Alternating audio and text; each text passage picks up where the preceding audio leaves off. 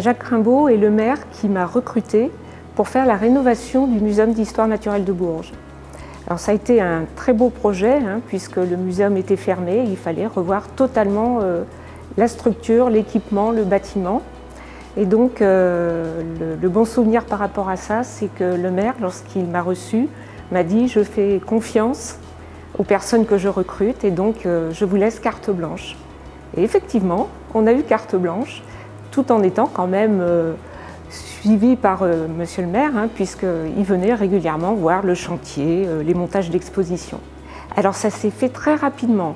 En fait, j'ai été recrutée en décembre 1986. En 1987, j'ai travaillé sur le projet sur plan avec l'architecte Serge Lana. L'année suivante, il y a eu la construction du bâtiment, donc 88. Et en 89, on a ouvert le muséum le 29 septembre 1989.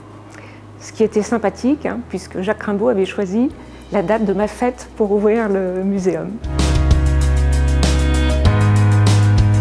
Alors des anecdotes, il y en a beaucoup avec Jacques Rimbaud, mais je vais choisir une qui est en rapport avec ma vie de passionnée des chauves-souris. À l'époque du mandat Rimbaud, il y avait la rocade Est qui devait être construite. Et il y avait un problème puisque ça détruisait un grand site d'hibernation à chauves-souris. Et donc il a fallu que nous négocions pour faire un détournement. Et Jacques Rimbaud et sa municipalité nous ont soutenus pour faire ce détournement de la rocade.